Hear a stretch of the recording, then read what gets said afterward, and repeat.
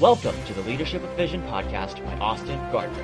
For more information and resources, visit worldevangelism.net. Well, I'd like to welcome you back to Leadership with Vision, and we're going to talk about hanging the last picture today. I'm here with missionary Jeff Bush, who's the director of Vision Baptist Missions, and Robert Canfield, who's an associate pastor at Vision and also the director of the Our Generation Training Center. And we're excited to bring to you a podcast today discussing hanging the last picture. In other words, we got you through the first 2 weeks, and you've worked on finding your house. We'll discuss a little bit more of that.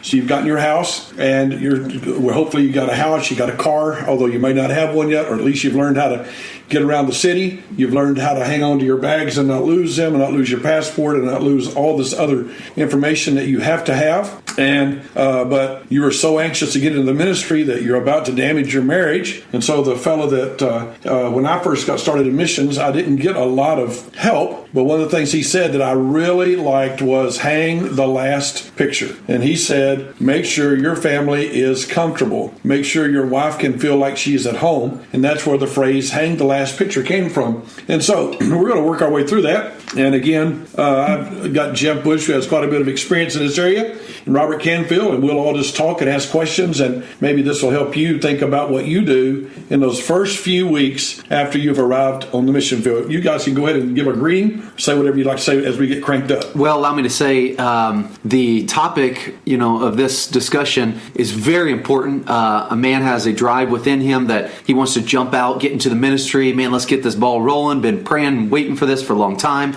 I've been spending years on deputation. Man, I'm ready to go. But if they don't stop and listen to this advice about hanging the last picture before they run out and do ministry, I think their marriage could be in jeopardy. They could have a lot of problems. So this is something I believe this is a topic that is very, very important. And I hope that you'll listen to this as we talk about it. Hello, I'm Robert. I'm looking forward to listening to these guys and learning from them. Pretty excited about it. But you have also dealt with marriages, and you've dealt with students and so on. So don't tell me you don't have some ideas here. I'll ask questions and try to probe around, I guess. Yeah, I might have ideas. I've always got ideas. I've always got comments. All right, so as we go through it, let's start off with studying the city. So you're either in your temporary housing that we've talked about in the previous podcast, which is you're with the missionary, or you've rented a motel, or you've rented a furnished house that you've rented for 30 days or even longer if you need to. And so before you get where you're going to live, you probably want to study the city and get some ideas. What do you say there? I would say it would be good to, if you're in a hotel or you're renting a house for a month or so, even if you find something before, I would say go ahead and just try to wait it out. Wait until the end of the month before you get that house, because it would probably be good to go ahead and study the city out before. Find the areas where, hey, it's a little bit nicer in this area, or safer, or better, or whatever. That way you can have your kid, you can go somewhere where the kids can play around and different things. So yeah, I would say studying the city is very important. Finding out where does about everybody go shop, or where do all the bus lines take you to, or where's the main part? It seems like all the buses go into town, or what's the transportation. So yeah, studying the city I think is very, very important. You'll want to find out where there's good reception for the phone, if the internet doesn't get there or not. So yeah, I'd say study the city. You can get a map and you can look around. That's very important. I would like to see you get a map and plot all the kind of churches you believe in that would preach the gospel, and that you would know where all the shopping centers are, and you can mark on that map. I like a paper map. That's just me. I like a paper map, even though I use the internet all the time. But I want to know, I want to know where everything is. I want to know where the gated cities are, and so that's what I'd be working on if I were you. So you want to study the city. We've discussed that a little bit, and I think that's important to you. So just study the city. Now, what house do you want? And so we have gone over that before, but let's go over that just a little bit more. This may not be that, maybe not pertinent to you, but how often do you get water? That may seem like a crazy thing, but I know that in Bolivia, our friend in Bolivia, he gets water like once or twice a week. And so if you don't have a tank under your house and on top of your house and a pump to get it up and down, then you will be without water. And so you got to know these things. And maybe because you're from the U.S., you don't even think you ought to ask those kind of questions. What about the water situation? What about the electricity? Will I need a transformer? How hard is it to hook up a generator? We need a generator maybe to make sure we have electricity. And so I would just like to tell you, those are considerations that you may not be thinking about because of where you're from. And even though I would suggest to you that you live in a major city, I would still say to you, those are questions that you're going to want to ask. Do you have anything about that?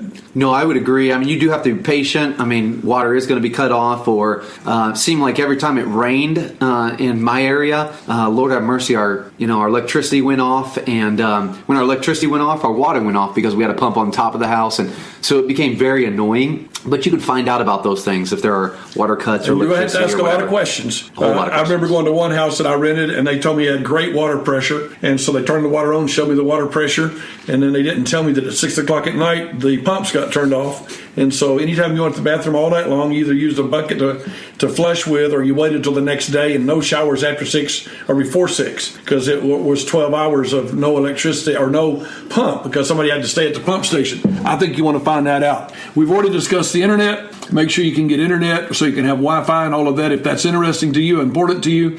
Probably not using satellite. We've talked about security. We've talked about the neighborhoods. Do you want a landline telephone?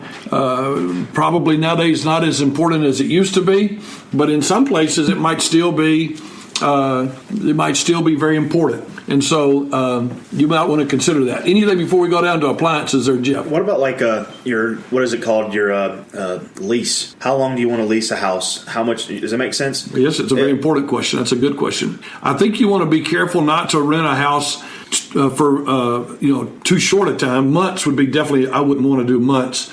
A year to 2 years. If I think I really like the house, I'd like a 2-year lease. So that's going to be kind of a standard in some places, and kind of like in Peru, you'd have to push to get a 2-year lease. Remember that this is a rental home, and you will move, and you're going to move maybe more often than you'd like to. At least in Peru, we moved about every 1 to 2 years. We had to end up moving because they would try to up the rent on us so much. So I liked 2-year leases. I'm sure that it could vary, and you could probably get some people, but by law in Argentina, there's a residential be 2-year contract, no matter where you live, and then for commercial will be a 3-year contract. So it's really not any problem there as far as how long you want it. It's automatically going to be 2 years. And I'm sure there's areas that you can do less or longer, but that's how you do the contract. That's going to be different in every country, but you want a little bit of security, so a good contract's important. I would like to remind you not to settle right now. You have been on deputation, and you have lived out of a suitcase, lived in a motel room, and so I used to tell them, when you're looking at houses, I want you to wait till you find a house that knocks your socks off. I want you to be happy. I want this to be the house that you like. We're no longer leaving home. We have a missionary family that's in right now on a short furlough of about 4 or 5 months, and they figure they'll only be staying in the house where they're staying 5 weeks out of the whole time. Well, that's not the way you'll be living when you get to the field. So you want security. You want comfort. Not in a carnal, sensual manner, but in a manner to make this is where you live. This is where you live. This is where you're going to be staying. I want my wife to be happy. I want my children to be happy. I don't want to live out of a suitcase. I want them to think this is our home and we love it here. You're moving. You're changing addresses. That's where you live. We have to be careful as men to say, yeah, I can deal with that. That's fine, because we might be able to deal with something, but let's be honest. You're going to be from the get-go, whether, say you go to language, or even you already done with language, or you're going to learn whatever, you're very likely going to leave in the morning, come back in the evening. So it's not a big deal to you if there's only one bathroom as opposed to 2 or whatever it may be. But find a place that your wife is totally satisfied with, that she really likes, because she's going to spend, most likely, she's going to spend almost all the day there, a lot more time than you anyway, and with the kids. Children. Yeah, definitely. So let it be. Make this one of the areas that I will let her. You don't just because you're the man doesn't mean no. I'm making the final factor here. No, a smart man actually will say, hey, let's see where she's happy with, because if she's happy, there's the old saying, mama's happy, everybody's happy, right? And so you want to make sure that she's happy, she likes that house. So you're supposed to have a good setup fund. And so let me just remind you to get the appliances you need. So as you're setting up your house, go ahead and get a refrigerator that she would like. As you're setting up her house, go ahead and get a deep freezer if you need it. In our country, you got to remember, we had shortages, and we have a friend in Nepal that just constantly has shortages. And so he needs to be able to, Betty used to stock our home like it was a store. We had food. We could have existed for a couple of weeks, 3 weeks if we'd had to without going. It'd have been more comfortable to go to the store, but she always always was a fantastic purchasing agent and had everything set up to take care of our family.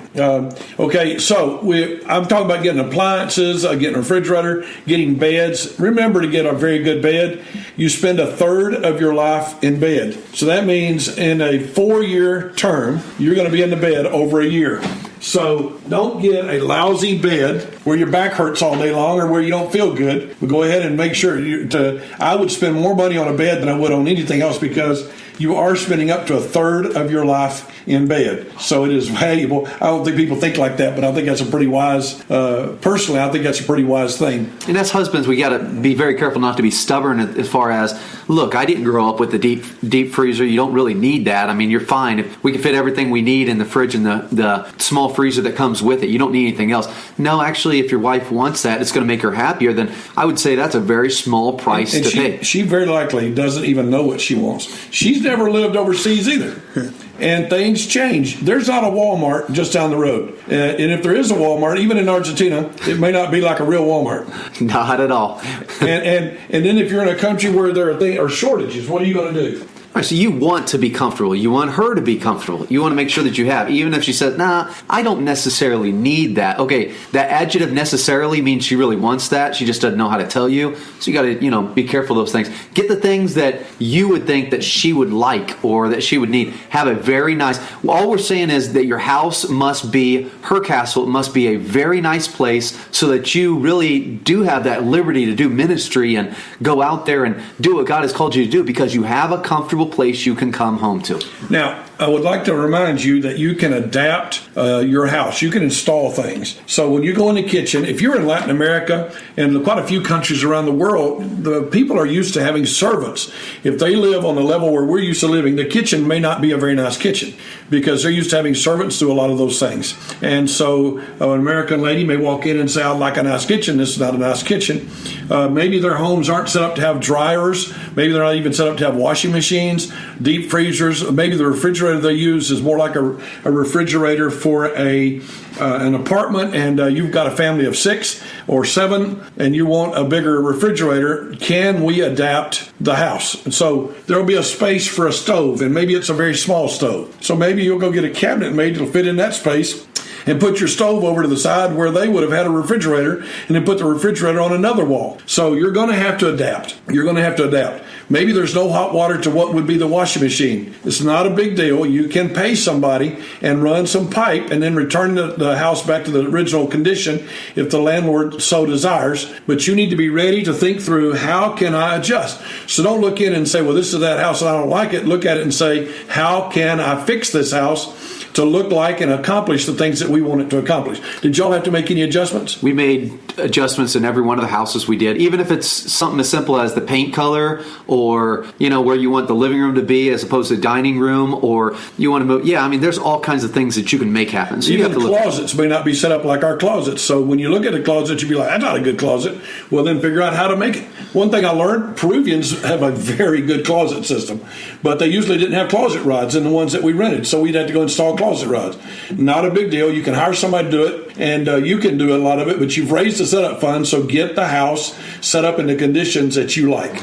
Even at the real estate, you can probably even ask them. I did it that way. When I went to language school, when I was in Peru, there were people there that could help because everybody had contacts. When I arrived to Argentina, I didn't have any contacts. I wasn't sure how to do things. So I even asked the real estate, hey, what would I do to find somebody who could paint for me? Or do you have an electrician who could move this light over or make this better? And they would give me the contacts. Or even down to plug-ins. Sure. Like in a lot of Peruvian homes, you'll only have one plug, and it'll be the round plug-in, and I'm going to want the other. But if you go downtown, you can buy the plug-ins and have them replaced. It'll have the knife-like one and the round one together.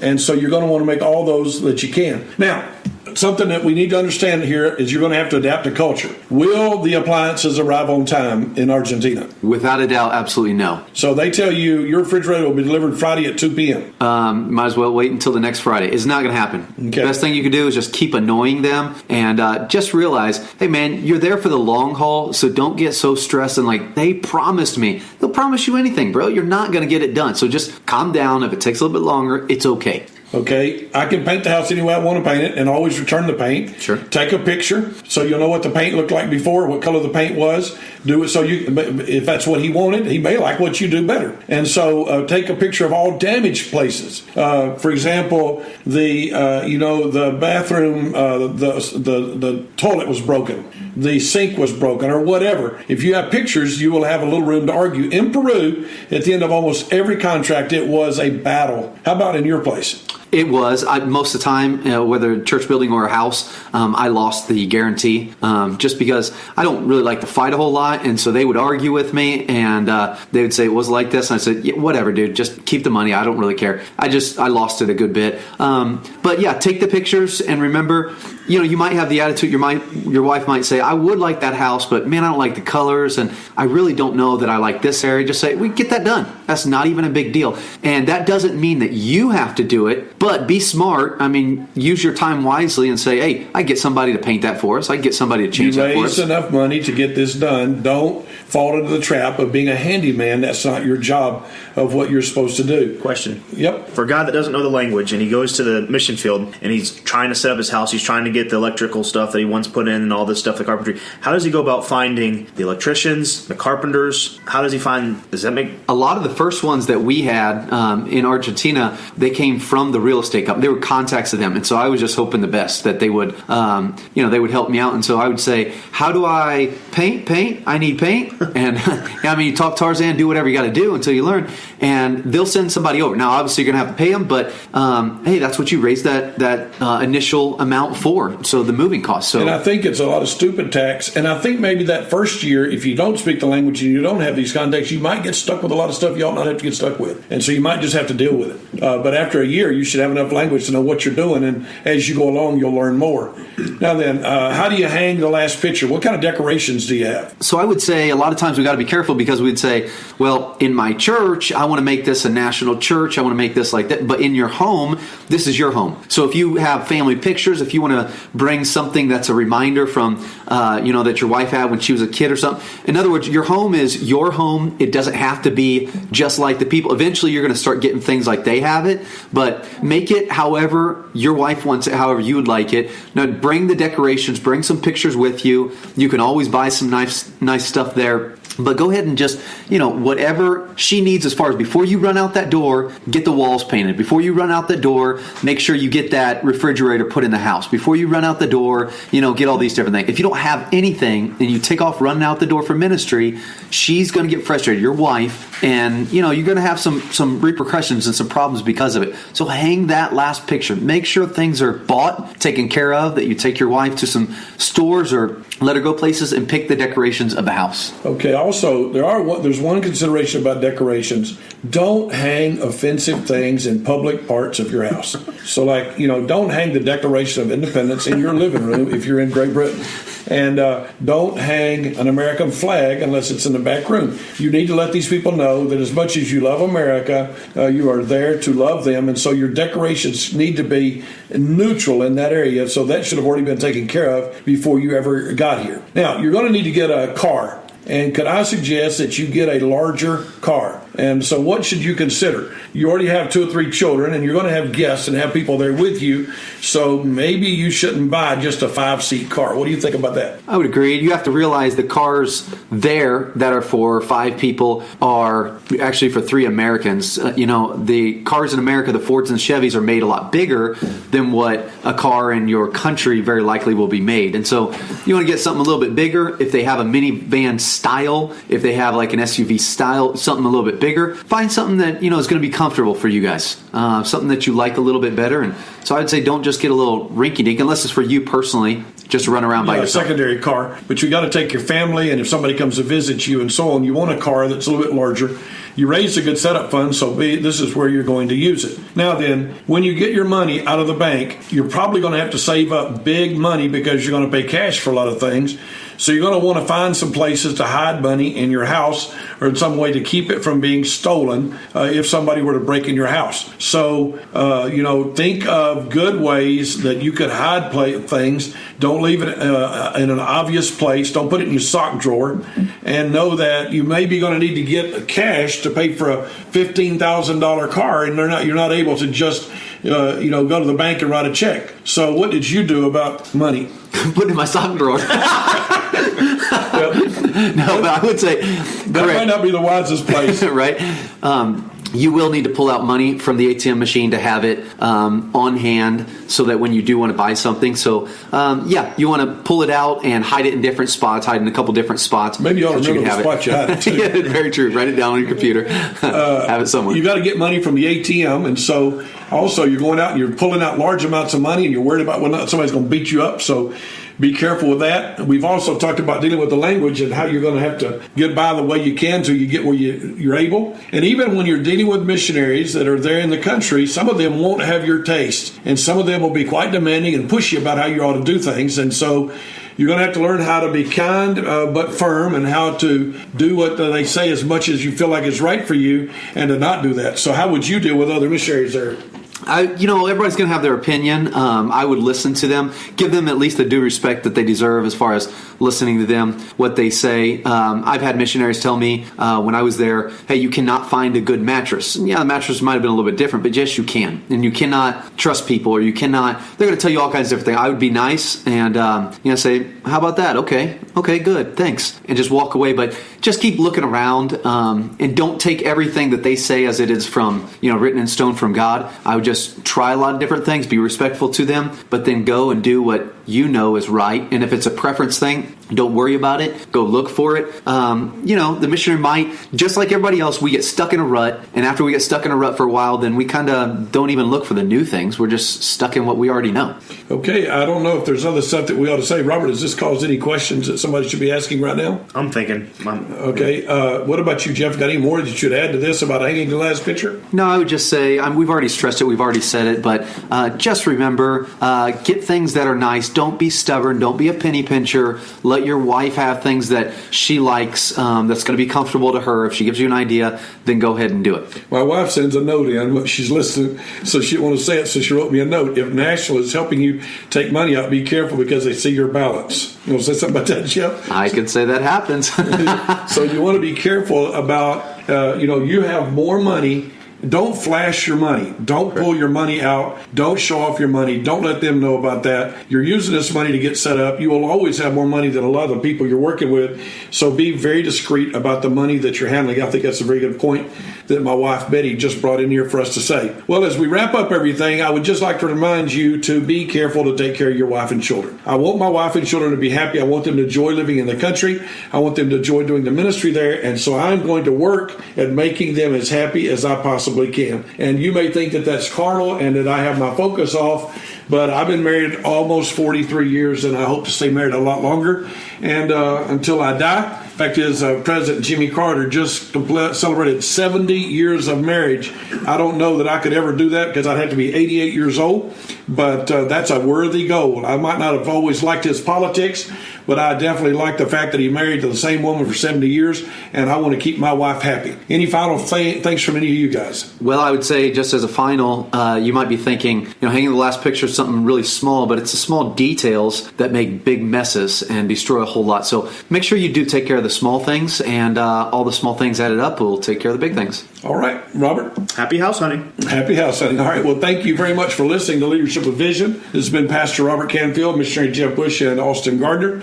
We have been very excited to talk to you, and I hope and pray that this is a blessing to you, and we would welcome your comments and questions and discussion, and we would like to just help you as you're getting set up and as you're doing the work around the field. We are very blessed to be able to work with great missionaries, and thank God for each of you. God bless you. You've been listening to Leadership with Vision by Austin Gardner. Visit worldevangelism.net to discover more podcasts and useful articles.